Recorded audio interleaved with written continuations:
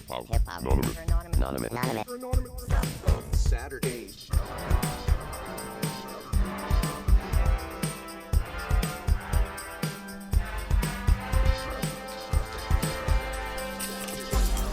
Hello, everybody. Welcome to Sapo Studios. We got another Scratch Track Saturday for you. You got your boy ASAP Froggy. We got the one, the only, Bingus Frog. What's up? Welcome back to Burbank, California. Welcome. We are Sapo Studios. Our goal is to bring the majority of profits and ownership rights back into the hands of artists in a world dominated by corporate entities. Today we have a very special guest in studio, as our boy ASAP here likes to say. Please welcome, I don't know if you like to go by Frank or Francis, because Francis Cronin sounds like a badass name, but welcome Francis Cronin. Oh, hey, how are you doing? To my friends, to you guys, I'm Frank.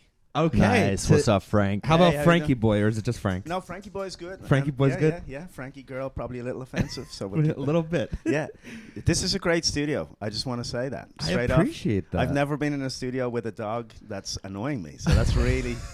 I love. It's Kiki, right? Yeah. She's beautiful. Yeah. And Look, look, she yeah. can't stop. She's spunky. Yeah, and she obviously doesn't have. She's not in a fortuitous relationship, so she's pleasing herself right there. That's right. interesting. Yeah, Okay. well, I'm not going to do it. But anyway, yeah, no, I appreciate you being here this morning. Super cool. Thank you. And let's just hop right in. So I from the accent, I'm getting New Jersey. Yeah, I'm New Jersey born and raised, so I'm Irish born and raised. Irish to the core. And, you kind of said that you prefer talking strictly politics. So I wanted to get right now. I'm just screwing with you. That is actually the one thing you said you didn't want to talk Yes, about. I'd like to make a contribution to the IRA, Roth IRA. I'm just screwing with you. But let's talk about Ireland a little bit and the whole journey from the beginning. So you grew up in Ireland. I saw on your bio that you were in the military. Oh, It's So you my- know how to it's- fight. Well, it's my Well, understanding that I know how Irish to hide and then sneak up on people in the dead of night and kill them with my bare hands. nice. But I'm not Gotta watch so out much for of this a, one. I'm not so much of a fighter, but I can ambush you in the middle of the night with a weapon or a knife and mutilate you Well, that's what I was going to ask. Is it just a and matter of being do it fairly casually. Is it just a matter of being sneaky and that's it? Because, I've always been under the impression, and I think the world has been, that like Irish guys are tough as Fighters. nails. We're- So you take that a step further, and now it's an Irish guy that was in the Irish military. Oh. I'd imagine that's a snap your neck in two places with one finger kind of thing. Well, I'm actually genuinely just fairly calm, quiet guy, which actually does lends itself to being a good soldier. But a lot of my friends and myself, we would have grown up in Ireland where the weather is, it's pretty inhospitable, and we're out and about in it. And then we're up the mountains, and then when I joined the army, just a lot of the lads were as tough as nails, still are. We joined at 18, me and my friend Jeff. And Why'd you join? Well, I had just done school, and school was really, really boring for my brain. And my friend Miles appeared on a motorbike and took us to an airbase at 130 miles an hour on the back of his motorbike. And we associated the adrenaline rush of the motorbike trip with the military. Before we knew it, we were signing our lives away, writing our wills, and off in You just various right in the countries. movie Top Gun there. Wow, that's fucking true. Yeah, Right, yeah. yeah. Well, Miles is Top Gun, so it was literally an airbase, and we were on his bike called a Widowmaker, and wow. I remember just going. It was like 130 miles out towards a casement aerodrome, 130 miles an hour, and we get there, and I'm like, if this is the military I want in, I'd never been on the back of a motorbike, so I associated all that joy and excitement with the military. Then I got in, and you realize it's just basically. Military training is kind of like a torture device to make you kind of not flinch when you're under pressure. To be able to withstand anything. Resilient. Yeah, resilient. Well, and To and a I certain wonder extent. because I'd imagine like it's mostly training when you get into the Irish military, because unless this is a stupid notion, I'm thinking about it this morning and I'm like, okay, well, the U.S. likes to intervene in everything, so we know why we have a military. Yeah. What's the Irish military doing? Well, actually, the real answer is it's aid to the civil power, Okay. which is so. For example, That sounded so European. Hail the Grand Emperor. well, say a terrorist has to be moved from a prison to a court. We might have helis overhead. We might have people with lots of weapons, and And So you're an Escorts, escort essentially. service. Yeah. yeah, we're an escort service. There you go. Yeah, we're military escort service, and Damn, Dave. The Yeah. the Dave length. I know. The Dave I know. length button. I know. we're both named Dave, and we have this Dave length thing going on. So When we're I on the I same talked wavelength. about we got to install some sort of a Dave length button when we have those same thoughts to be able to press that on the show. well, you would guys be are on. epic. Yeah, you guys. Well, you look very similar. Oh yeah. No, Two- we're spitting and we're images on both each other. Dave G. You could be sisters. Yeah. Yeah. But then the real thing that the Irish military does is, well, not only just looking after people if there's problems in Ireland or there's some security concerns, which we have many of in Ireland. There's also, they rent us out to the United Nations because no one wants to invade Ireland because no one has a fetish for rain or depression. So Or potatoes. or potatoes. Well, there you go. I okay. love potatoes. It's a racist podcast. Oh! No, you can say anything. That's actually a funny thing. You can kind of say anything to the Irish and we'll just go, yeah, that's funny. I can kind of say anything at all because I'll just edit it out if it doesn't. If it's off color. No, there's nothing. You know, I think that's one of the strengths of the Irish culture is you can kind of, you can say anything and we'll find it slightly amusing. But you have to say it to our face. Yeah. And then there's often repercussions because we don't really have weapons in Ireland. So if you say something to an Irish person, there's a chance that they'll go, oh yeah, oh that's interesting. Well, that's and then you'll have a that's actually an you'll interesting. have an encounter. That's actually an interesting point to highlight. When you first came to the States, did you find that there was a disconnect in not only the way that you communicated with people in general, but sense of humor? Yeah. Well, if you're doing stand-up comedy in America, you first of all have to be intelligible. Stand-up comedy is already fairly difficult, but if they can't understand you, it's damn near impossible. Yeah, So you I have would to change- imagine so. Yeah, so you have to change. You have to make sure that.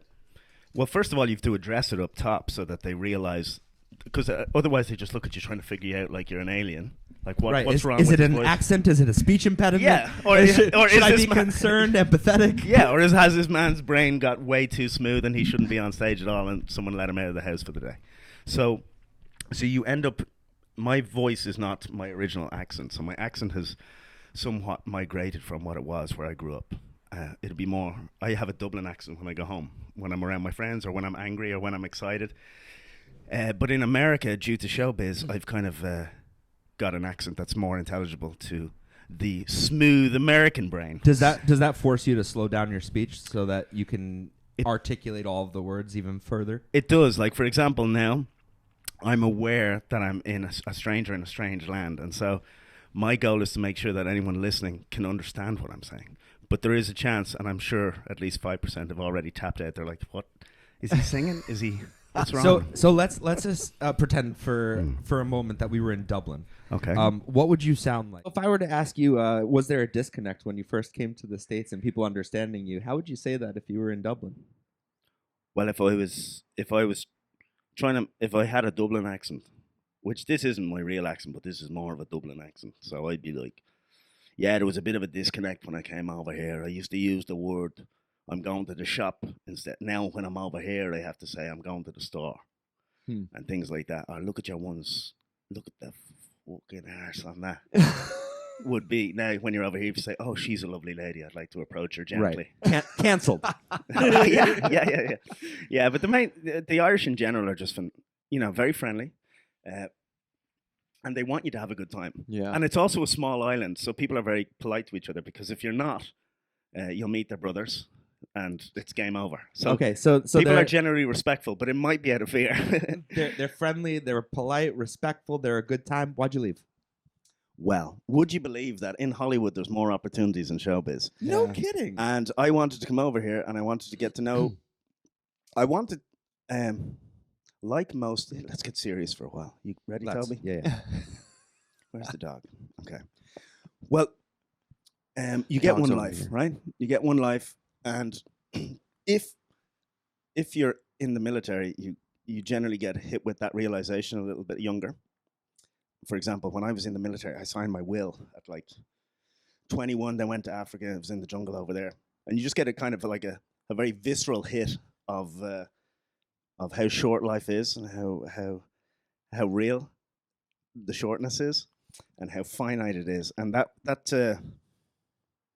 alters your perception about risk and what risk is, right? So I thought, well, I can either wallow here in, as Seamus Heaney would say, the habitual and the banal, and risk risk not living out a dream, or I can hop on a plane and take a chance in Hollywood, and potentially, if I conduct myself right, work hard, create a life that allows me to give opportunities to other people and allow them to have a good time on the planet. Which doesn't seem scary in terms of coming from the jungle. You're like, Well, that's not. well, that was the pinnacle, I think, of the pinnacle of clarity in my life was probably being armed in a jungle in Africa. Well, and It'll make you very, very. Put it this way: it focuses the mind at a level that most people, unfortunately, don't get a chance to focus their mind at. You know. Well, take us to that moment. You know, like yeah, what were you in the line of danger, or was this a training exercise and you were just working it up in your head? Like, I'm wondering what's the time span between that and the move. Ooh. Well, You know, it's like a lot of questions all at once. Well, for entertainment purposes, I'll try and get it right. So I joined the army at 18 with my mate Jeff. All right, Jeff. And It was all Jeff's fault. well, arguably, two of us were lunatics, but he knew Miles, and Miles had a motorbike. So. But yeah, we joined the army, and then we both joined the fire rescue service, which is we learned how to be firemen. It's pretty cool. Because in the army, when you join the army, they give you another job. So you're not just like a trained soldier. You're also like a functional member of society that can be applied, a skill set that can be applied somewhere else. So they trained us to be firefighters.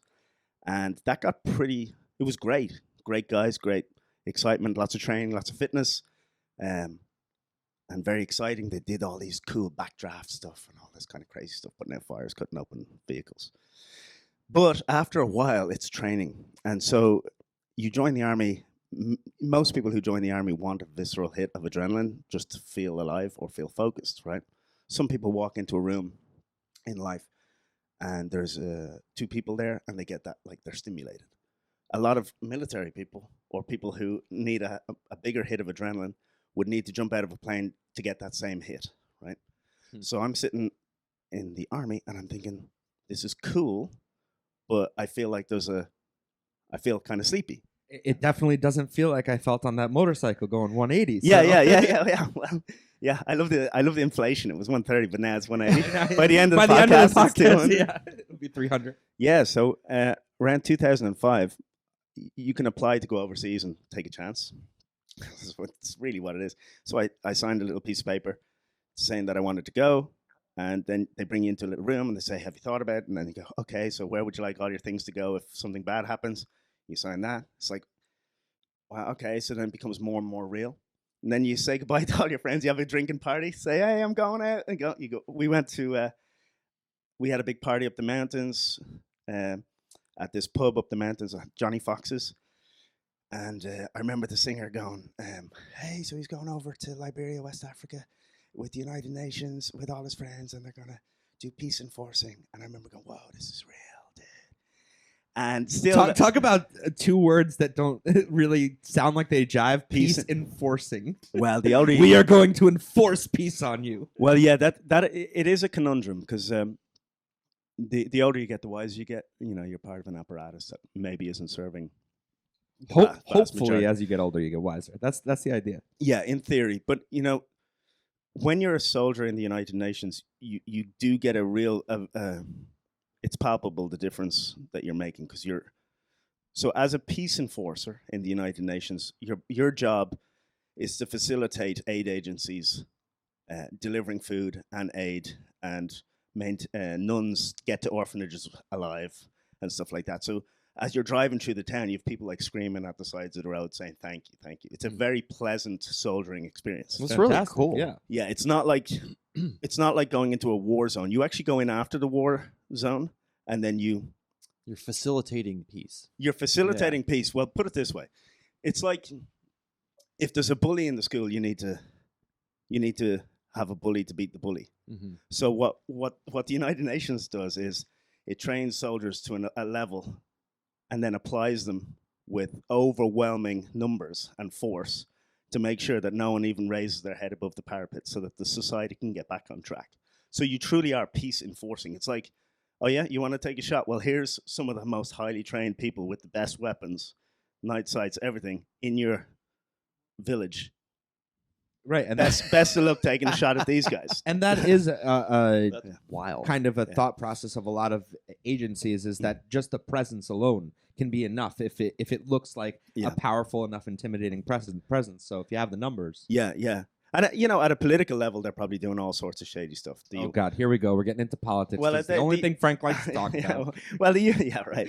But yeah, no. Who knows what the overarching plan of the UN is? But at base level, a lot of people got fed that wouldn't have. A lot of people felt secure that wouldn't have, and it felt very rewarding. It's hard not to talk about your experiences around those events, because it's like the simulation is beyond Burning Man. You know what I mean? It's like you're way up there. Yeah.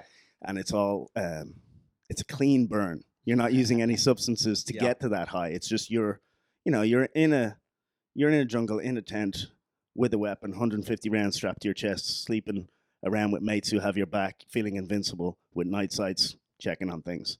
And no, I didn't have to kill anyone. Did the pride of that moment feed into the adrenaline rush you were looking for?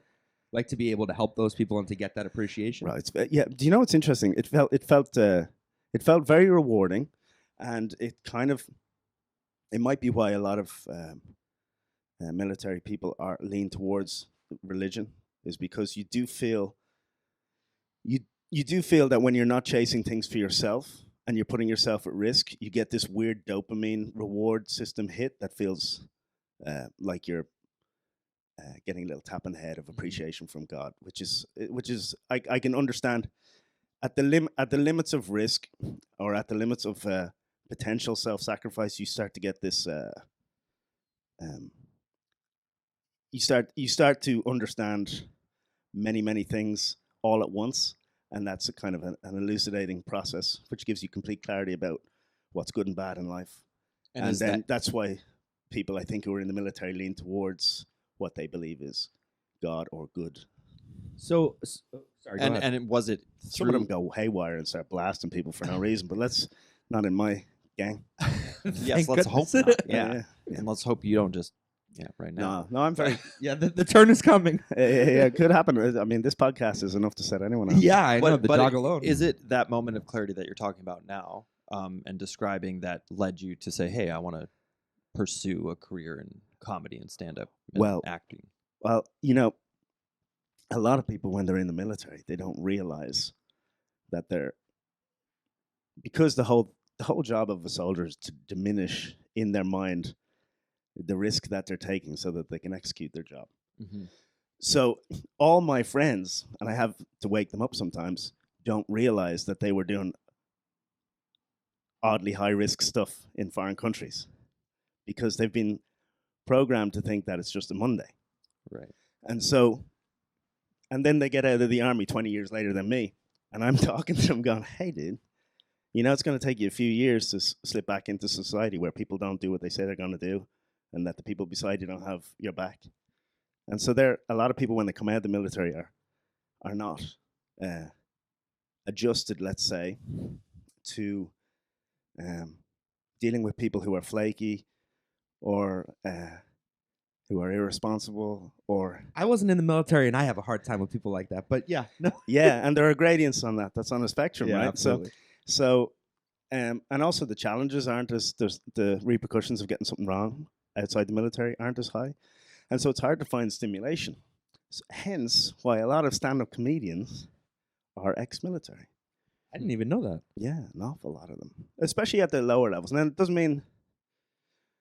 I don't know at the higher level what percentage that would be, but the visceral, again, love that word, hit that you get from stand-up comedy and the clarity, it's a beautiful thing. You experience clarity again, because sometimes if you live like a high-octane life, Toby, I can see over there fucking living it right now. But if you live, if you've experienced at any time in your life a high-octane life, and you have a predilection to excitement, most of your day is extremely boring. And sometimes it takes a while to ramp up your emotions enough to give a fuck about life. And so you'll find yourself caffeinating. Some people, as you've seen in LA, who've been in the military, find themselves using drugs to to feel somewhat centered. End up living in tents. And so stand-up comedy is, there's nothing, it's arguably the risk of humiliation and all the eyes looking at you and the tightrope of trying to make something funny that could also be offensive is really, really close to the same level of stimulation as being on patrol looking for insurgents. And to that's This could be a bit. pretty Meg, funny. it's I not know, a bit. right? Is he serious?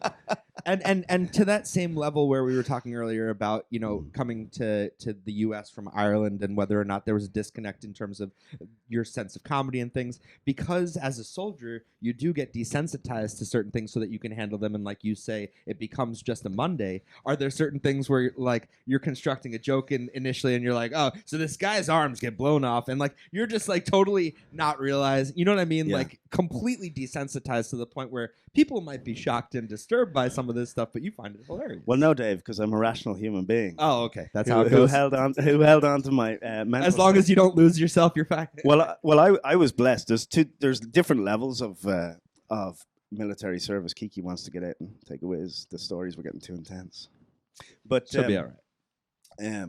yeah, there's different levels. So there's people who go to war and who are in firefights. I was actually just talking to a friend of mine, Jeff, on the phone this morning, and people who've been to war and in firefights have a completely different level of,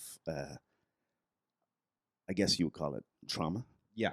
Or I would imagine so. yeah. So stimulation, the brain is stimulated to a point where, they find it hard to settle back into reality. Right. Those are the people that they go to their little kid's baseball game and the crack of the bat sounds like the bullets flying past their head, and that whole thing, that insane kind of trauma that never leaves you. Yeah. And then there's the Frank Cronin version, which is at the other end of the spectrum, which is that all the training and the imaginary, all the situations that could potentially happen are triaged in your mind as you take on a certain amount of risk, but nothing ever happens. So 20 years later, you realize, oh, that was much more intense than I was allowed to think it was at the time. And although I was never in a firefight, you realize that as you get older, how sensitive the human mind and body is as an instrument just of perception. And so as you get older, you go, oh, as a 20-year-old, I was put under a lot of pressure. And that realization can sometimes mess with you a little bit. You go, wow, they took advantage of a young soul on the planet. That's what they do. And then you talk about it on random podcasts in different ways as you try and figure it out and navigate the world. They have to get you before you realize what you're doing. Yeah. So I don't really talk about, I do a little bit on military service, but when you're a peace enforcer as opposed to a war soldier or a warring soldier clearing house to house in Iraq or something like that, there's no part of me that wants to compete with people who really went through it. So I like to think of, although there's definitely a lot of risk involved, there's a different level, and I always give those guys the respect that they deserve. It's a different, I wouldn't put myself in the same bracket. Do you remember the moment that you decided that you wanted to get into entertainment? Well, I was very young. I went to an acting class, I think, around 14. Oh, so it was before you even got into the military that you already had this idea that you wanted to Yeah. be. Okay. Yeah, I think like most people, you watch the TV and you go, I could do that. yeah, it's just you're watching it so much. Obviously, that's going to be part of your life at some point. And then some people aren't trapped by the Matrix, but I obviously held on to that kind of Matrix programming and decided at some point I was going to be an actor. And it's just exciting, right? And there was some cool hot girls in the acting class when I was young. And then I got distracted by, I guess, the military and stuff like that and other business stuff. And then I realized that I should honor my inner child, which often happens around 35, 40. You start having these realizations about the finite nature of life. And then I decided, I better honor my intuition, which is my number one goal in life. So I try and follow my intuition to a degree that most people, I think, should too. Yeah. And it pays off because I think you're actually rewarded by the universe if you walk as close to your truth or your intuition as possible. And usually you'll be tested along the way, but those little tests, if you push through them, all of a sudden you're getting diamonds and gold and all So that that's stuff. really wild. I've never quite heard it described like that, like walking as close to your truth as you can. Like what opened that up for you, and like how did you? Well, various stress points in life. What's like a PG?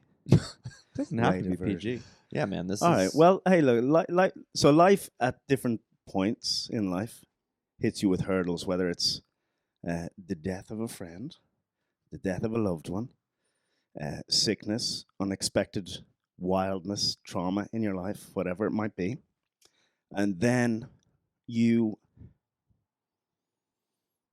realize that if you don't man the ship and decide where you're going in life and literally take on the responsibility of your trajectory, you will wane off. You'll just veer off slowly into the dark miasma of evil.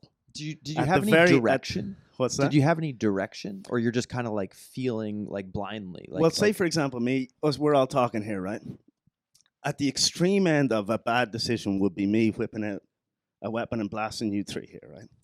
oh wow, This just got And real. then you're You know, like, we "Well, how do joked I get about this recorded?" we joked about Frank going off the rails earlier. So that's at the extreme end. So we know that one thing is evil and bad, right? right? And then the good thing, that was a joke, by the way, everybody. But that's the clip that's Fucking going hope so. And then, I had money for breakfast this morning for the crew, not for security. yeah. And then at the other end, then there's helping an old lady across the road. So we do, in our minds, have, it sounds kind of cliche, good and evil, but we do have a good grasp of what good and evil is. Mm-hmm. And so the more you pay attention and articulate the truth out of your mouth and pay attention to what is a better decision, the more magical your life becomes, the greater the opportunities are. And there's a whole group of people who are aware of this, living over here with opportunity in a kind of state of love and positivity, who are looking back and going, come on, guys, wake up, do the right thing, be good, be nice, be good to people, do the right thing, choose the right option every time. And they're over here, but it doesn't look cool over here. It doesn't look cool. If you grew up in a rough neighborhood or anything like that, you'll know that looking happy, looking kind, looking fresh is not cool. But if you start doing like good stuff, all of a sudden, you'll find yourself being given opportunities by people who have done the work and who are more enlightened. And there's a lot of power over here, and that's good. And then over here, there's a lot of power, and that's evil. And it's a battle. Now And you can choose which team you want to be on, and it's every decision, right from this conversation to how many coffees you have per day, to carbs, no carbs, to So how many bowls of weed you smoke? how many bowls of weed you smoke. Yeah, it could be 2 bowls. But some of those realizations come from smoking weed. Good. Yeah. So, but Now, I feel like, in order to walk as close to your path as possible, you kind of have to block out all of the negativity because there will be a lot of it.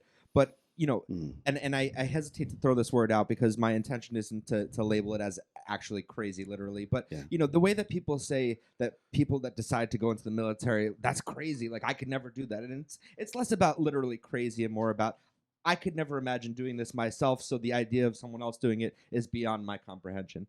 Did people feel that same way about you entering the entertainment space and having that idea? Because there is, to me, in my head, a level of that similarity of, there are a lot of people when I left home to come out to California, drive here from New York with the dream of getting into the entertainment industry. They looked at me sideways. They said, what the fuck is wrong with you? You'll be back shortly. So was there any sense from the people around you of, what are you doing? well, those people that tried to deter you are not very smart, because they don't understand that anyone can do anything and how powerful every individual is. I'm not trying to be a guru here, but some people need to wake the fuck up. You can literally do anything on the planet. You're this massive ball of energy that just needs to consume shit and focus its mind and can articulate its way and action its way into nearly any position it wants on the planet. And and for your people who think they know you, the depth of their knowing you is so shallow that it's representative of how shallow the depth they know themselves. So they think they couldn't do it, so they're just like talking to you and saying you couldn't do it. You could literally do anything. We could walk across America tomorrow and make $1 million doing it. We just have to decide and put our energy and make the decisions hour by hour on how we amass the $1 million as we walk with our cameras and our gear. We can do anything we want.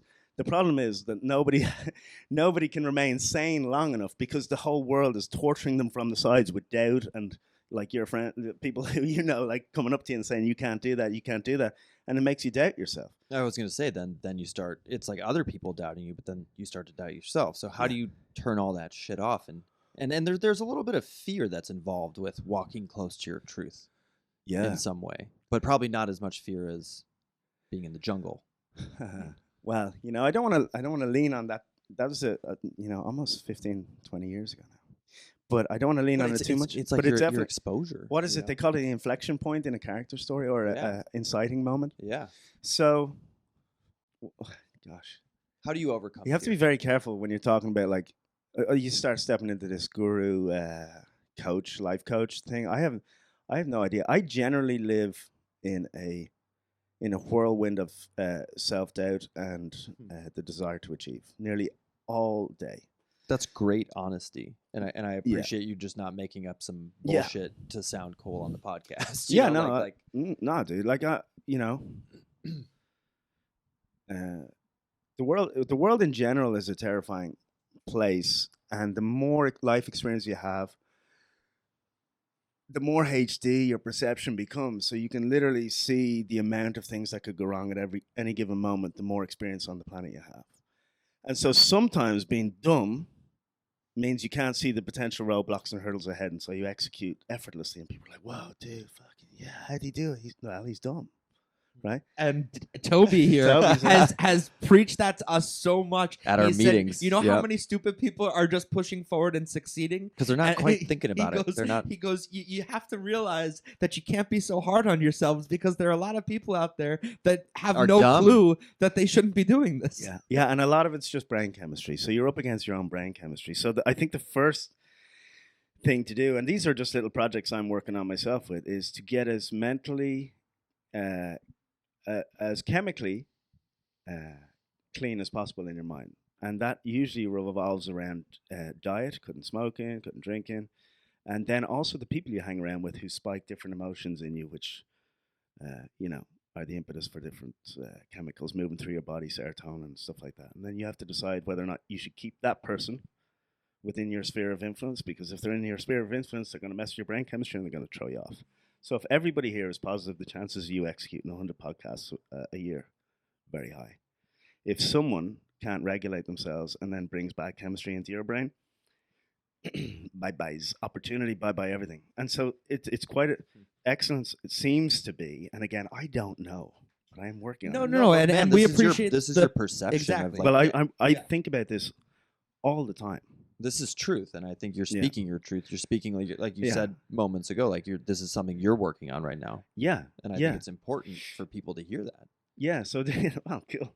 Well, if it helps anybody, it helps me. So when when I wake up in the morning, I'm like, oh gosh, I need a coffee to get going. I shouldn't be drinking so much coffee. That's my newest project. There's not so much coffee, but otherwise, I'm raw dogging life. I don't do anything apart from coffee, and that's given me better mental acuity and the ability to articulate myself and action myself into better situations. Like, I'm here because I'm in a movie that there was 1,000 decisions, including from everything from a haircut to body weight to fitness to should I go to a meeting, what should I wear at the meeting, to how should I speak to the person who's going to give me the opportunity.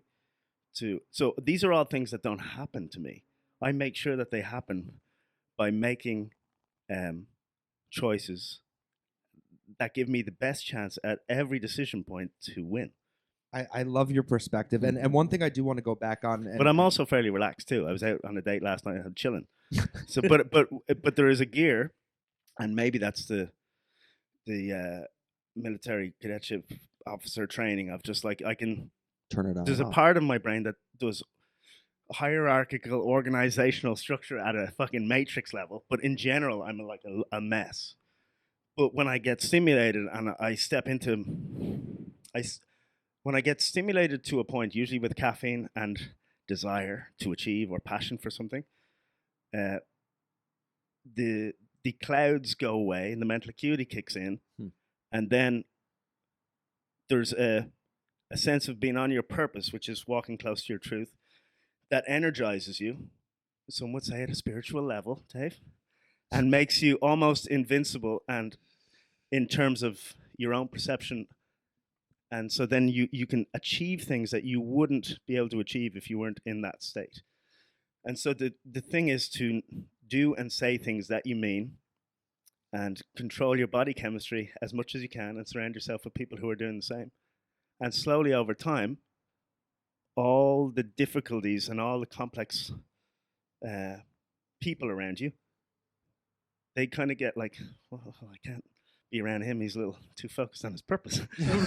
So all of a sudden, then you're not having problems with those people because they're doing other things. You're just being a nice person over here, being respectful, kind to people, but they're just not in your orbit. And then you transcend and become an icon of the Matrix and sell fucking unwanted things to teenagers through movies. Okay, there's so many great things you touched on. I absolutely love your perspective. I'm channeling things from my brain here. It's pretty amazing. I want to roll back to when you were talking about how anyone can really. I could be just talking shit. I don't even know if any of that's true. But it this is sounds your true, shit. right? But it this is your sounds shit. true. People can take it or leave it. You know what I It's mean? your truth. Well, you know what? There's a few ways you can be on the planet. I like this way of being. I like messing around with complex ideas, and it works for me. So, and I don't hurt anyone doing this. I literally, number one goal in life: don't fuck with anyone else's good vibes, right? Try and make them feel good. You know, you can actually. Do you know? Here, sorry, Dave. I don't No. mean to step on you. Oh my God, you've got soft hands. There. One thing I get kind of excited about is like you can literally walk the planet and never say a bad word to anybody. Do you know how rare that is? But when people cop on that you're doing it, and they actually notice that you're doing it, it blows their mind because they're going the whole day putting down people, complaining, blah blah blah. There's literally. And it's like a little crew, and once you realize that it's a crew, there are people on the planet, and thousands of them in Hollywood, great people, who would never say or do a bad thing against anybody. Where do you meet those people? well, I could tell Ed was one of them. Yeah, Ed's a great guy. Yeah, There's a load of great people around, yeah. and it's almost the rule. And then when you realize you're in a, when you have those kind of people in your company, everything's possible. Like everything, all their resources are and your resources can intermingle because there's no way they're ever going to do anything wrong or say anything wrong to you intentionally. Sometimes stuff goes wrong, but then all of a sudden you're just playing in an endless landscape of infinity opportunity. Right. Well, I haven't got to that yet. But I know that I can feel it. It's coming. Yeah. All I need to do is hold the course while everybody tempts you. Absolutely. Yeah. I mean, I'm not a religious person, but I've always hung on to one thing, which is do unto others. Yeah. And I strongly believe that do unto others as you would want done unto yourself. It's weird that you like to get dominated, though. It is weird, isn't so that it? means you're just dominating people. Just all the time. But no, I do. Sorry. Dave the Dominator. Dave the man. Dominator. Yeah. But I do want to roll back to when you were talking about how anyone can do anything, and I think further reinforcement of the idea that is in fact a truth was recently we had on this musician Pat Dimitri. And Pat is a phenomenal guitarist. Amazing. And he was talking about how he wasn't born with natural talent in terms of being a musician, and that this is all a result of hours and hours and hours of dedication and focus as a result of the passion. And you watch him and you listen to him play, and you would think like, okay, this person was touched. And it's like this moment of transcendence that, you know, as someone who wasn't touched by that kind of talent, I could never reach that level. But here he is saying, I didn't know how to do any of this. Yeah. I learned it. Yeah. And it's like, well, maybe things are accessible. Mm-hmm. It's just we get in our own way. Yeah, I think a great phrase, and a lot of people use it, is your whole job really as an artist is to get out of your own way and allow inspiration outside of yourself to pass through you as a filter, which is you, the sensitive instrument, and then come into fruition in the external world. Yeah, we've talked about being the conduit That's as so the wild. artist. And it's like I've experienced being in that moment.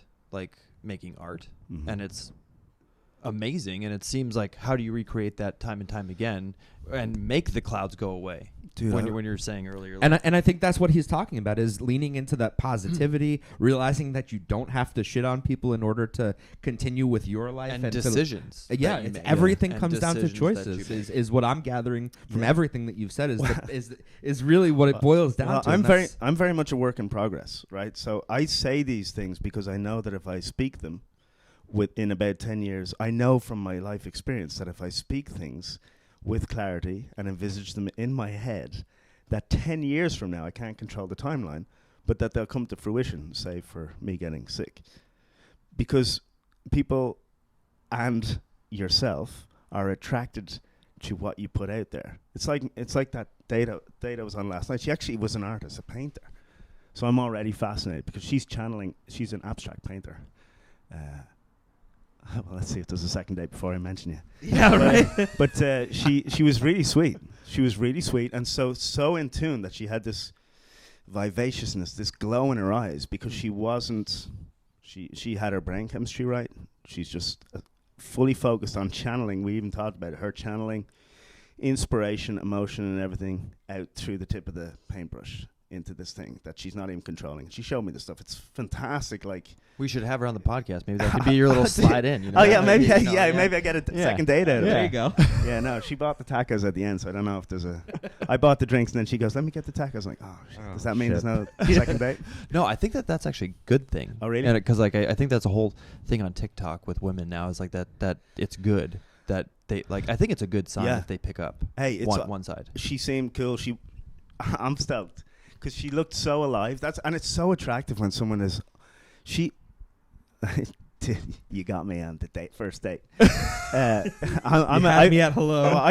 I fall heavy, but she's like, just take that specific girl. But there's something very attractive about a human who lives, who when they speak or when they do something, it's all focused energy. Like, she's a painter who's channeling and is completely focused on painting. She's not trying to be anything else. She's not trying to control or achieve anything else. So she's completely living within her, that thing we're saying, truth or Yeah. whatever, that, which sounds kind of so it's very captivating. People are very captivating when they're sitting in the present, in the truth, doing what they want to do. It's only when they veer off that you're kind of like, dude, that guy's annoying. Yeah, I've been a yeah, little 'cause you can jealous sense of it. people like that they're just like so far in it and committed to it, and it's like, for me, it's a little scary to like get yourself there, because that's what I was asking earlier is like, do you have any sort of direction when you're navigating this thing, or Dude. it's like it kind of seems like you just gotta jump off and Well, look at my speech patterns. I have no direction. and like trusting I'm a the bit- universe. My brain is very tangential, which is actually quite common for people who do stand-up, so maybe it'll bear fruit in the future. But I find it very hard to stay on course, even in this conversation, right? Yeah, But I forgive myself, because what can I do? It's my brain. yeah. So I don't, in terms of direction, I think it's literally just decision points. Like, And I think that's what it goes back to. every a lot. decision point. is Okay, just- so in terms of direction, paths, I'm curious. That's what you're here when you for. yes, I'm the one that keeps us on track. So when you decided, Did I? Yeah, I don't know even what. No, I don't no, know what day it is. Where are we? when you decided, There was a dog here. Who are There we? was a yeah, dog the here. dog's gone, disappeared into thin air. When you decided that you were gonna make that jump into entertainment, Oh. you're now leaving the military. Was it I'm gonna become an actor and I'm gonna go audition, or was it I'm gonna be a stand-up, or the stand-up was a facilitation of the acting? What was the Okay. decision there? Well, I left the military, and when you serve in a foreign country, they give you what we in the military call danger money. So you get double pay. So I had the military wage, and then I had the UN wage. So I'm like, for the first time in my life, I thought it was a lot of money at the time, but I got like 50 grand, right? I'm like, it's not a lot of money when you think about what you're doing, but then when you're young, you think 50 grand's a lot. So my friend had just married a Mexican girl, so we went to Mexico and we opened 2 restaurants. So in my 20s, Wow. yeah. So like 28 to 35 around, bad with dates, but me and my friend David Walsh were in Guadalajara, Mexico, running restaurants, Cool. just living like. So we're experiencing business and kind of, he's experiencing family life. I'm experiencing new levels of hedonism, right? And so I got a taste of that, and I thought, I don't like business so much. I don't want to be in the army anymore. And then I started thinking, I should do what I wanted to do when I was a kid.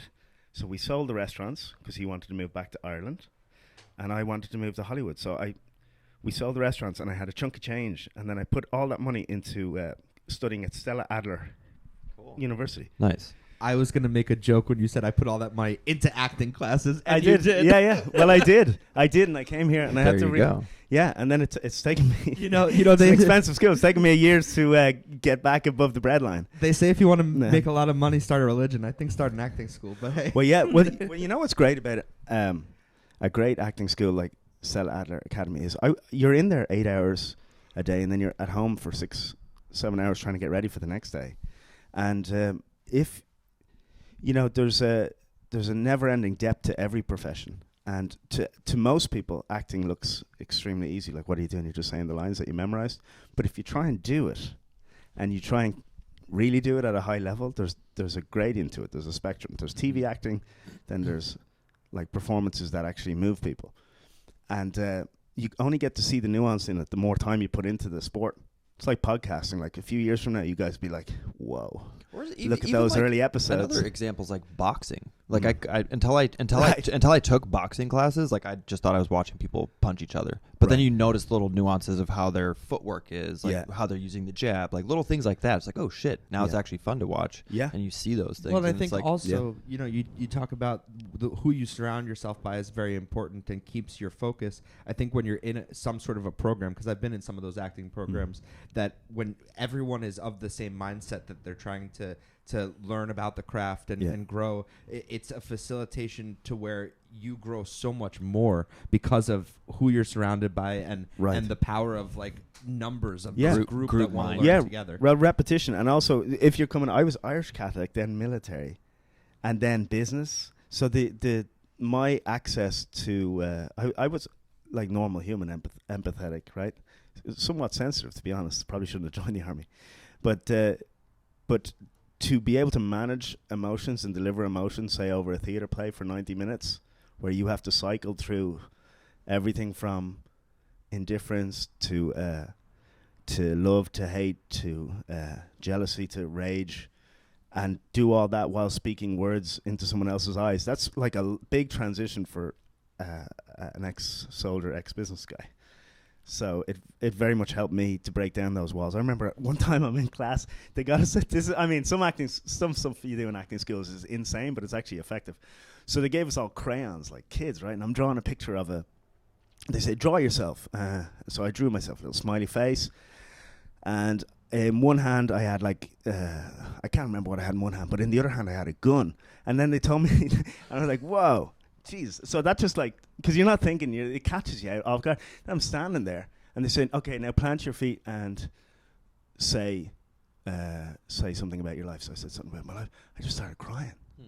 So these are the weird things, realizations where you're, in the arts, the more you expose yourself to things that you think are silly, the more you realize, oh shit, there's a whole universe of self-exploration over there that you weren't aware of. So they started teaching me about chakras and all sorts of stuff that to this day is fairly useful when it comes to trying to create a character or anything like that in acting. So you're in Stella Adler. Did you feel that you needed to do stand-up to kind of promote yourself? You're keeping me back on track here. So yeah, so we That's do. why he's here, man. Yeah, so the classes were during the day, and then I had a lovely relationship with Flappers Comedy Club over here in Burbank. Oh, so nice. they would let me do comedy at night. So I was like fully showbiz for like 2 years, just all day, every day.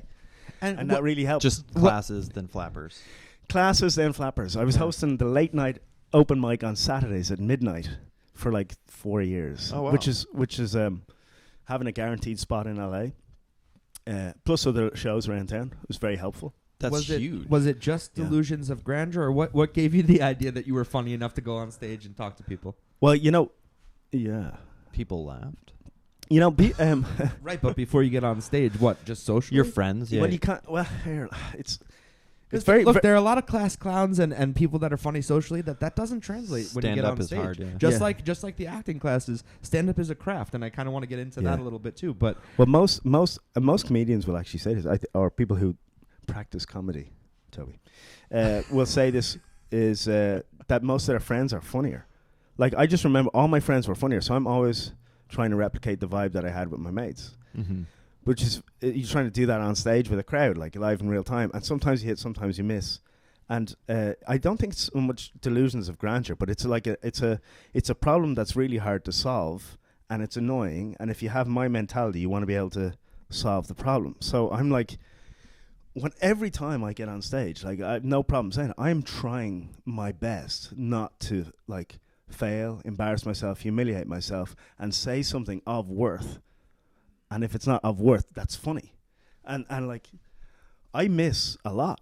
I'm not even like, I'm not too embarrassed to say it. Like, but it's just a project of stand up for me is like it's try and be funny, try and make money at this point. Right. Because I'm in it long enough now where I'm like, I'm past the romance of it. I now would like to make large amounts of money. And stand up comedy is a great business model because you've only the thoughts in your head and a microphone. You just walk into a room, speak the thoughts in your head, receive check. It's like there's no there's no restaurant, fucking overheads. Yeah. There's no rent. There's no shooting. There's no camera you have to hold. There's no editing afterwards. Yes, and you get to say whatever you want, and it's and that's, you know, the job of comedians. Really, it's like the court jester, right, with the king. So as the society and the matrix tries to push back and control society, the jesters kind of stand up in front and say the emperor has no clothes, and then they get attacked and cancelled and stuff like that. But right on the periphery, the vanguard, the soldiers of free speech, if you will, are comedians. Right. And they're right out there just reminding people to shut the fuck up, you're not the boss of me. And that's really that's the cool. job. So, and all comedians who are in it a while know that because they feel the pressure of what you can and can't say. So most comedians are like, I'm going to be funny, I'm going to get a check, but I'm also going to make sure that I'm speaking some shit. I'm saying some shit that's true, and it wounds power because those with power have enough. They don't need more. So Now, the proletariat speak through the comedian. There was Thanks, Toby. I love that. Chop I that love out. that. There was a point at which earlier on I don't know if any of this is true. it's all bullshit, but that's okay. Yeah. There was a point. Yeah, it's like we're philosophical waxings. Yeah, we're waxing poetic.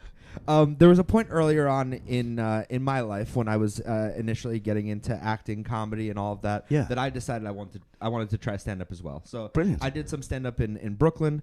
It was a good time, but It was horrible. No, it wasn't horrible.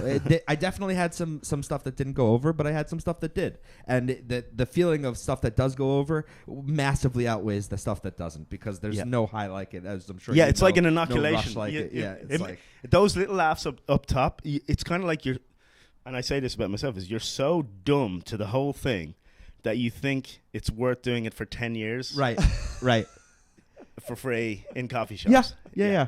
So the thing that I found that was difficult to kind of wrap my head around and why I think, you know, I didn't really go full force into it was I think that really good stand-ups have either crafted a character or they've crafted such a specific point of view that all of their stuff ties together with that point of view. So someone like Seinfeld, let's say, not necessarily a character, but he's the inquisitive guy. Mm-hmm. Everything is, what's the deal with this? What's the deal with that? And that's his whole persona. Yeah. And then there are other stand-ups that I'm the curmudgeon or I'm the this or I'm the that. So talk to me a little bit about when you were starting to do stand-up, and did you think about any of this? Was it more just, I'm going to write jokes and just deliver them, or were you crafting a persona? And like, how did you navigate that? Well, yeah, you know, like, well, in order for people to laugh, there has to be a pattern, right? So humans were kind of pattern recognition machines, and comedians are people who make patterns recognizable so that the person knows when to laugh, right? And so archetypes and stereotypes are already understandable, mutually intelligible patterns that society recognizes. So it's always good when you're starting out in comedy to zone in on things that everybody understands already and is in the zeitgeist or just below the surface. So when you speak about it, it's like a cathartic release for the audience, and they laugh because it's just under the surface and they wanted to say it. It's a mutual understanding, but no one is saying it. And so that elicits laughter because you're the one who pokes the bubble and allows the laughter to come out, takes the tension away. Mm-hmm. Every joke is kind of like a little, they say, a little rebellion or a release of tension in the room, right? So yes, at the start I did archetypes, stereotypes. I'm Irish, potato, drink alcohol. We don't have AA, but we do have a place where you can go and talk about your problems with your friends. It's called the local pub, you know. So all those jokes. So I do those up top when I was doing comedy at the start, and I still do because people like it. You do like archetypal stuff and simple stuff. And then the goal somewhere in there is to try and once you figure out how to work with rhythms in comedy, like you can sometimes just say something in a rhythm. It might not be funny, but they'll laugh anyway because you put it on the same rhythm as the jokes beforehand. So He's writing a spell. Oh shit! Dude. Conjuring up some stuff. No, that's kind of like someone like Eugene Merman. I don't know if you're familiar with him, but just his cadence, or like a Mitch Hedberg. Yeah. Mitch Hedberg could say anything just because of the way he said it. You mix lemon and you mix lime, and then you get Sprite. Yeah, but that's not what the ingredients are. Yeah, or whatever. Like it's just. Yeah, and it doesn't need to make sense as well. Some of the best comedy is when you're, is when you've got them. You start off with archetypes, stereotypes, little self-deprecation, so that they know you don't think you're above them. Right? Do the jokes. Ha ha ha! Look at us. We're all human. We're all laughing. We're on a rhythm. And then once you have them on a rhythm, you can take them into your world where you wanted to bring them. Once they've conceded the fact that you're funny and they're no longer worried about the trajectory of the show, right? So you bring them in, then you bring them into this is as analytical as I can get about comedy, right? I like it. And then you bring them into your world, which is the stuff you wanted to talk about. And then sometimes when you're feeling really loose and the audience is with you and there's this shared reciprocal agreement that, wow, we're having a good time right now. And let's keep going. Let's see where this goes. Then you can bring them into the surreal. And then before you know it, you're just going, and the whole audience, 200 people's going, ah! And you're just doing something completely that if they tried to explain the joke after the show, it's not that funny. They couldn't say what it was. Yeah. And so whenever I hear people judging comedians or talking about other comedians, I feel, first of all, that's weird to me. That's competitive. Like everyone's kind of great and everyone's trying. It's art. Like you don't get two painters going, that paint. You're like, it's a bit too competitive for me. I'm also aware that I'm a lower. My understanding of it's very high. But you're always one bad show or one bad joke away from having a bad show. So I don't want to compare comedians apart from I just like people who are trying to be funny, and especially in Hollywood, it's a small town. You don't want to talk ill or too positively about anybody. You just want everyone just to do their art form. It's like art, And to that end, that you don't want to talk, too poorly about any one person or any one group. I feel if I saw your set, I would degrade you. Oh, I'm sure. I could. Yeah, I who could tell sucks that the about most? you. but no, I feel like now could potentially be one of the most difficult times to be doing comedy because there's an increased sense of sensitivity. There's an increased sense of everything has to be PC. There's this idea that there things that you could talk about at least before or touch on or have a conversation around, you can't go anywhere near now. Yeah. So how do you walk those lines? Well, there are gatekeepers in the world, and the gatekeepers decide how much stage time you get.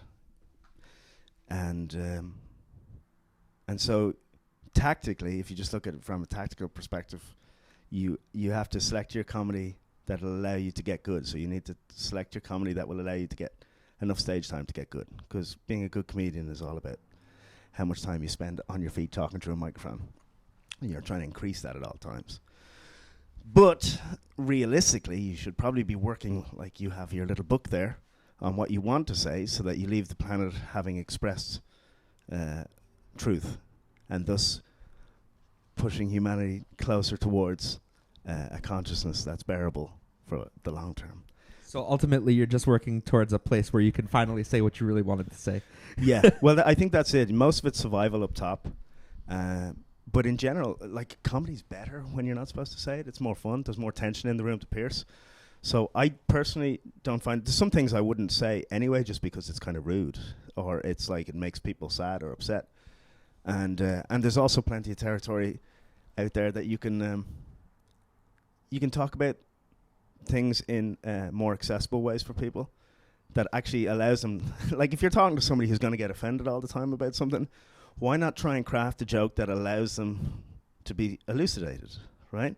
Why not craft a joke in a manner that allows them to realize, oh, their thinking was wrong, as opposed to making them get defensive and become a sparring partner, Right. right? Yeah. But a lot of times that is what makes people get defensive. Yeah. Is, oh wait, I was thinking about this all the wrong way. Well, no, couldn't be possible. Well, yeah. Well, here, look, what people respond to and what people like is very different. So people will say they don't like something, but they'll be consuming that content over and over and over and over and over and over again. Yeah. So That was always the joke with Howard Stern. It's in his movie. Is people that liked you listened for 3 hours. The people that didn't like you listened for 6 hours. Yeah. Why? Because they said they wanted to know what happens next. yeah, yeah.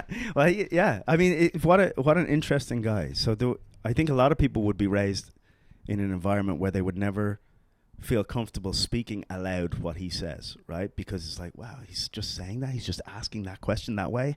What? Isn't that like rude? Isn't that gauche? Isn't that like pornographic, right? He was edgy years ago. Yeah. Now that's pretty much accessible and the norm, Right. and it's kind of mild. Right. So I don't know. I Well, he's also evolved a lot. I'm a huge fan. And, Yeah, and great that's guy, Actually, great guy. why I got into, or not why I got into, but why I interview the way that I interview. I think listening to how he's done it for so long and his viewpoints in terms of interviewing. I see the resemblance in the hair. Yeah, right, right. But okay. So let's get back to. At no point did I answer any of your questions here No, today. you did.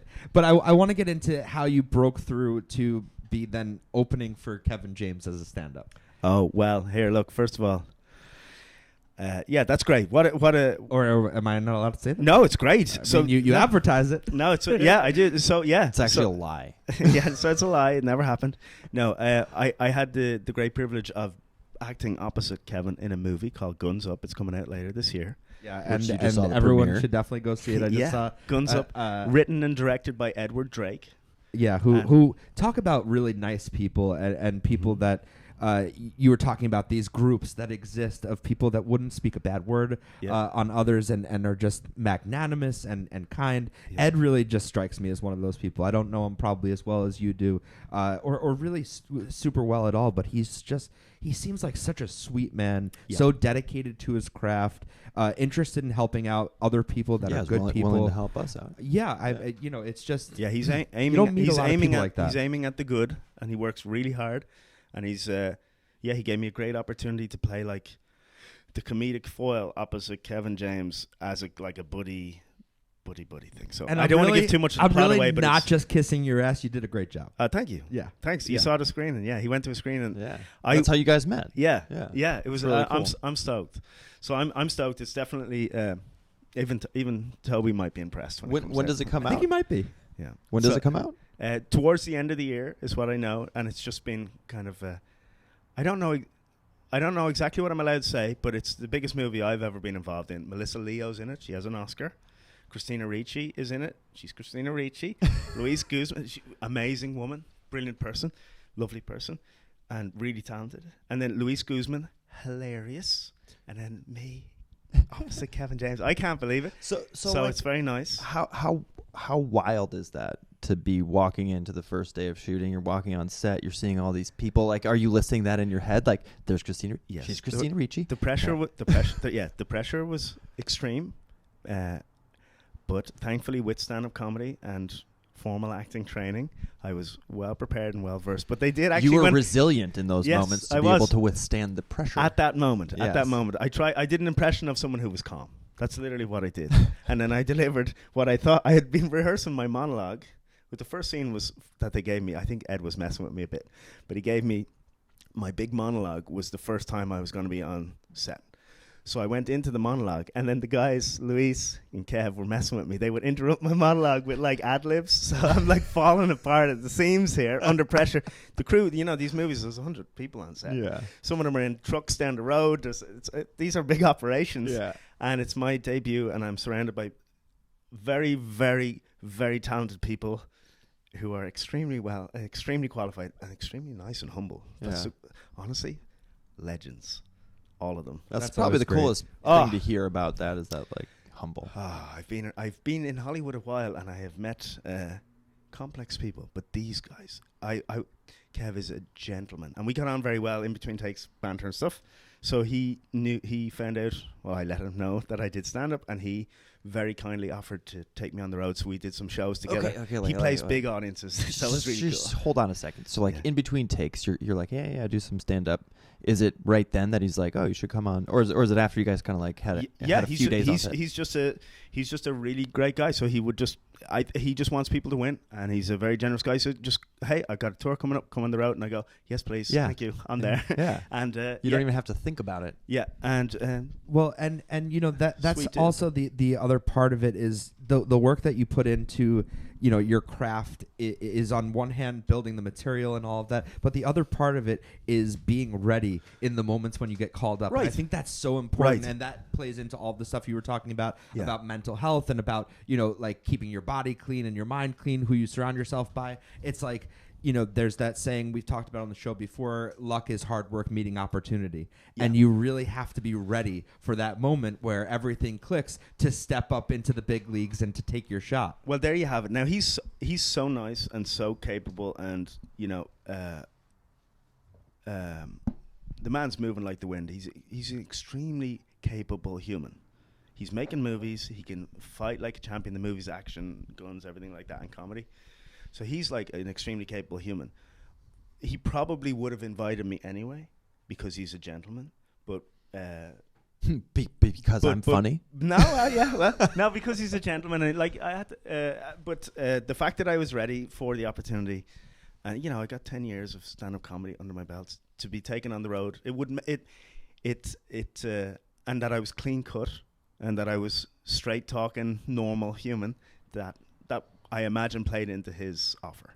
And so he was very kind, and we did a few gigs, and we had a great time. And his team's amazing. There's it's a vibe. You're traveling with him. It's a good time, and he's generous and he's kind. I'd and it's all imagine good. he is just hysterical in person. One of my favorite Doesn't miss. bits. Is he Doesn't on miss. all the time? Or is he ever just no, like just mellow a and just a quiet? great normal guy. Look, put it this way.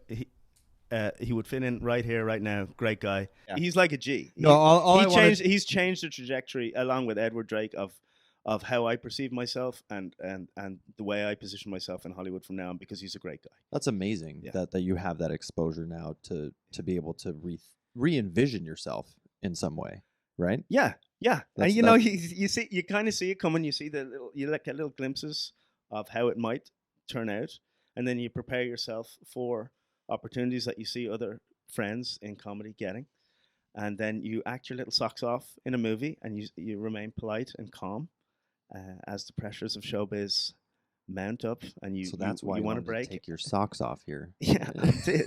Well, I wanted to ground myself. What- Also, why has everyone got their socks off? Yeah. What's going on? Is this a fetish thing? Yeah, it's a fetish thing. Yeah, it's a Tarantino thing. Yeah. I like feet as much as he does. But yeah, one of the Not actually.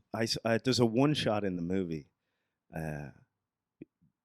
because Kev's a brilliant comedian. You got to go see him live. Like, he does not miss, and the crowds are epic and they're huge, and they feel it's like dude, talk about visceral hits. It's like, yeah, his fans are the best.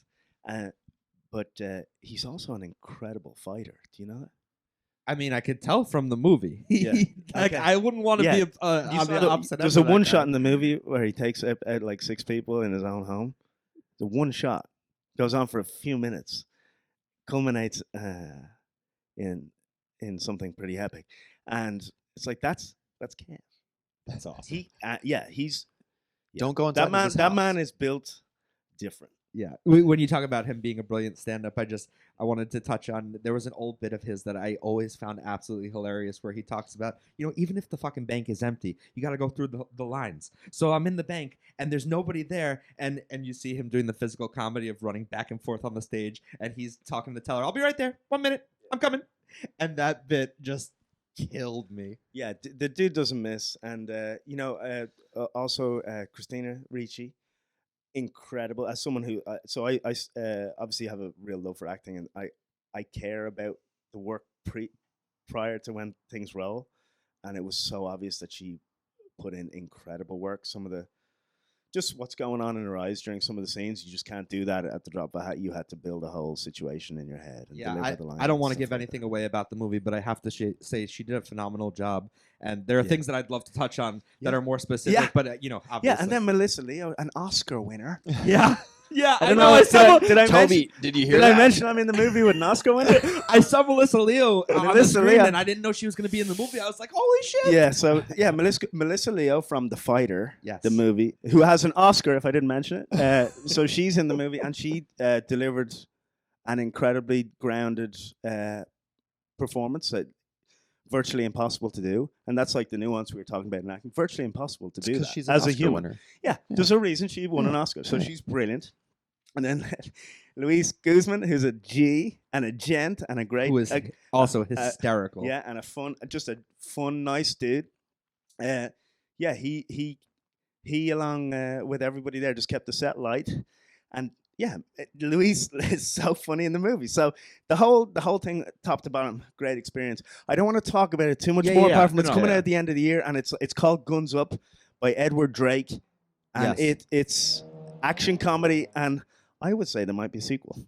Awesome. Yeah, no, I got that vibe at the end of the film, and I want to touch a little bit on the Edward Drake connection and him giving you this opportunity. So first of all, when I was talking to Ed, he said I should definitely bring up you being the first to make it up to the top of Mount Kilimanjaro, and you being nicknamed A-Cam as a result of that. Yeah, so during the pandemic, there wasn't a lot going on, and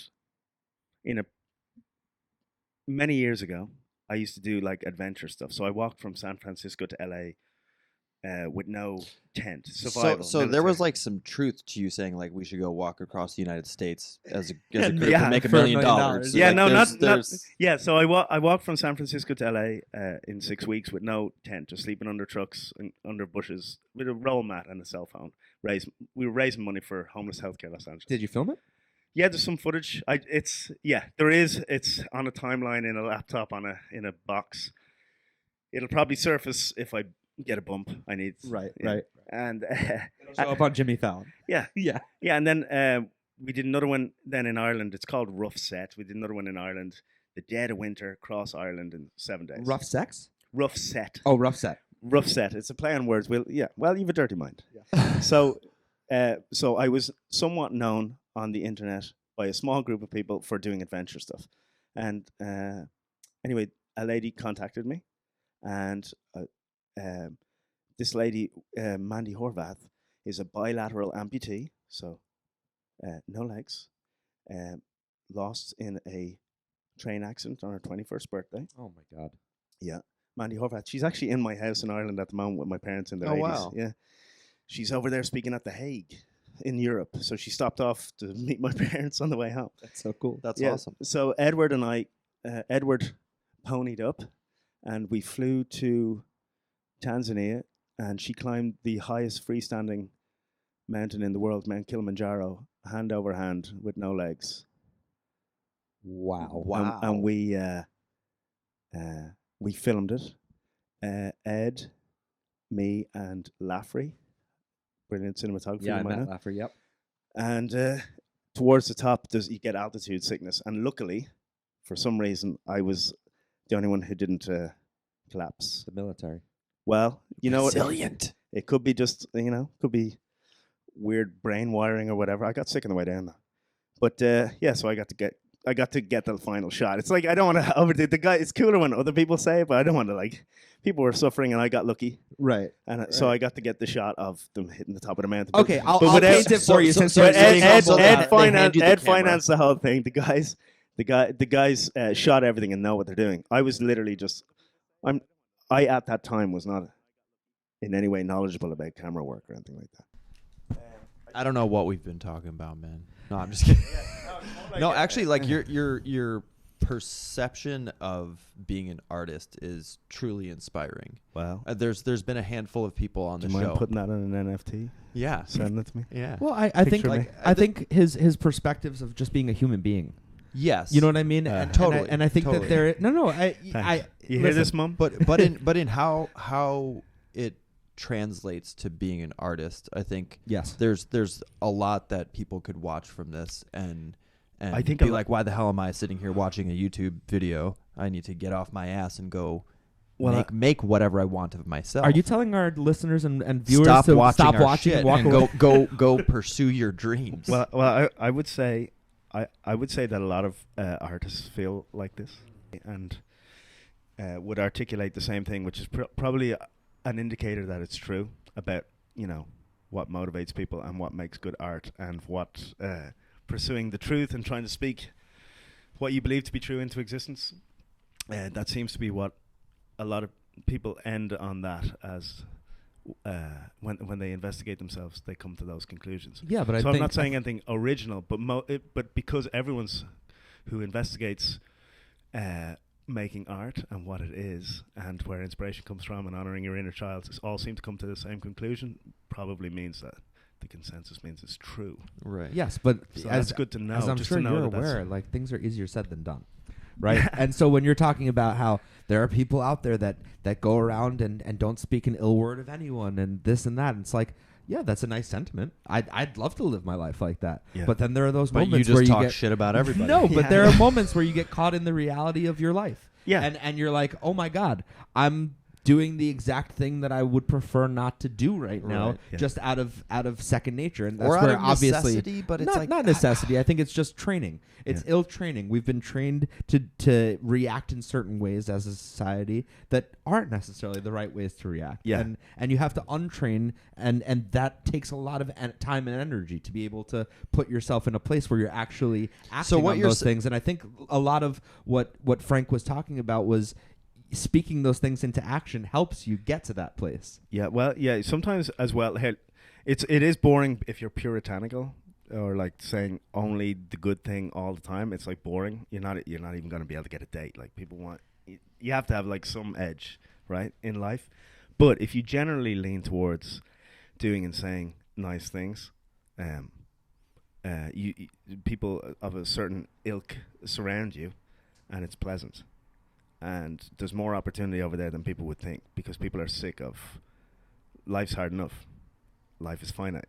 People don't want to be around bad energy or weirdness most of the time. And so also people like spiral downwards over there. But if you're living in the positive world where you create and say and do things that are positive, you actually spiral upwards. It's like a good, healthy relationship. Like if you're dating someone, you don't want to spiral down with them until finally you're about like 900 pounds on a couch with 7 kids and loads of debt, right? You want to spiral up with them in a relationship. And that's the same in the creative world. So you start different opportunities, and the ability to see different and higher level opportunities come when you start doing good stuff repeatedly over time. Like 100 episodes of a podcast never stop. All of a sudden, by your 100th episode, you'll be like so mentally agile, mind to mouth. So you'll have rewatched your podcast so many times that you'll know what works, so that every podcast will be denser, cooler, funnier, more on point, sharper, more incisive.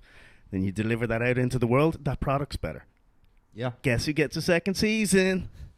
And fucking sponsorship by Starbucks. Right? That's you, dude. That's you guys. Yeah. All right.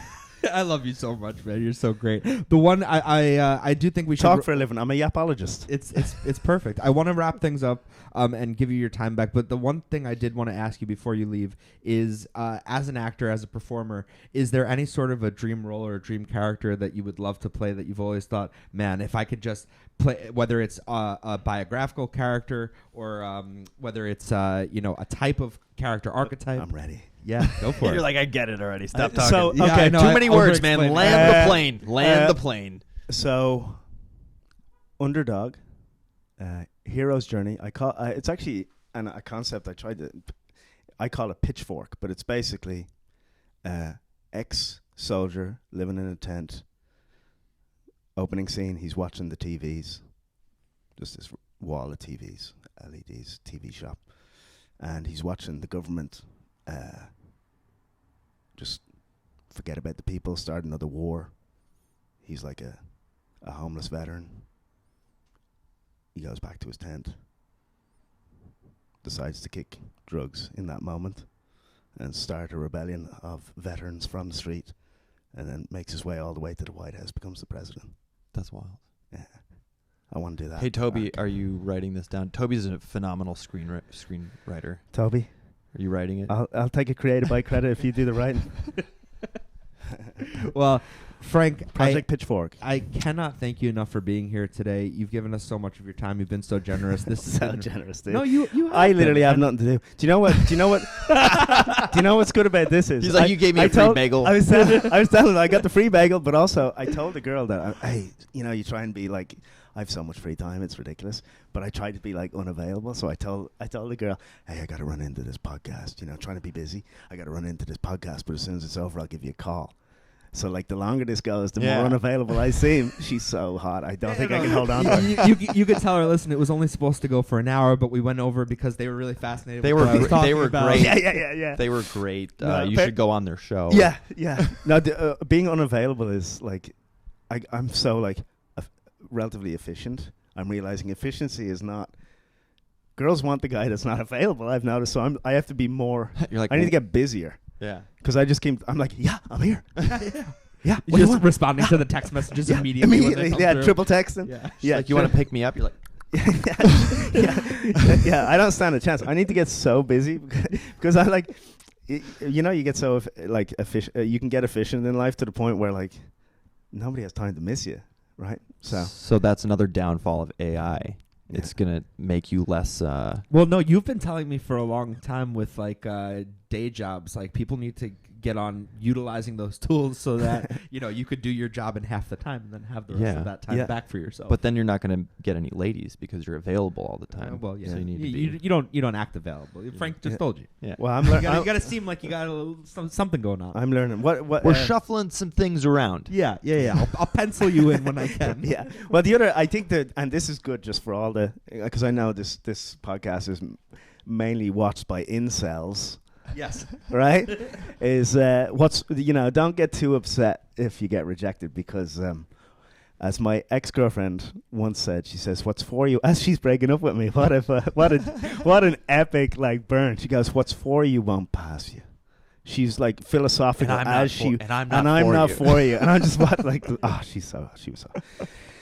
So yeah, what's for you won't pass you. So just in life in general, what's for you won't pass you. Nothing like a key. good backhanded compliment. Yeah. But it's a good little rule. Don't hold on too tight to anything, and then, that's kind of magnetic in life. Yeah. Yeah, absolutely. Yeah. Well, I want to highlight again that it's really wonderful to see good things happening to good people, and you seem like a sweet dude, and You're so sweet, man. and to see Ed give you succeeding diabetes. as a good person in the industry, and to see you succeeding as a good person in the industry, it is really nice to see that you don't have to step on heads to get ahead, and you don't have to be a dick in order to succeed. Yes, there's that. You also do need to keep a firewall and the ability to have an edge up, because there's a softness and a gentleness to Frank Cronin, and there's a softness and a gentleness to most people, right? But I'm not trying to be, nor think that I have anything figured out. I'm just aware that if you do certain things, the world unfolds in a certain manner. And that's been proven to me over and over again. Now, if I could just figure out how to be more unavailable, then maybe I could find a wife. So that's the... Listen, I understand kind of where you're coming from, where like I'm so much better at giving advice than taking my own advice, and it can be like that sometimes. And it's like you can be hyper aware of all of these things that are really wonderful, but putting them into practice is sometimes difficult. Like I said earlier, some things are easier said than done. Yeah, and, you guys and the best you can do is just try. Yeah, well, you guys just alone, just to be you're the way you guys communicate, very personable, very friendly, very likable.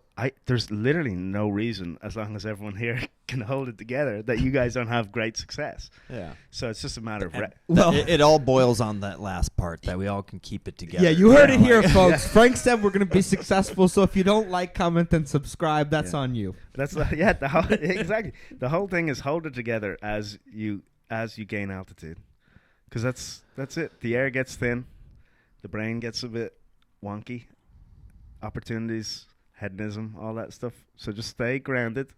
Don't look at shiny shit. Yeah, we'll Just try. Do We'll try. Do I mean, 100 reps. Yeah, no, that I think that like there's so much to be taken from your outlook on it, and we truly appreciate your time in yeah, Yeah. and and I sharing think, it with us. I think to your point of just kind of like walking your path and flexing that muscle, doing your thing, and things will get better and better. You do 100 podcasts and all of that. The caliber of guests we're getting continues to great. increase, and great. the interviews keep getting better. So I think you're absolutely right. It's a journey. I think I can guarantee you 300 views. Yes, Yeah, we love that. I love it. All right. Love it. I'll take every damn one.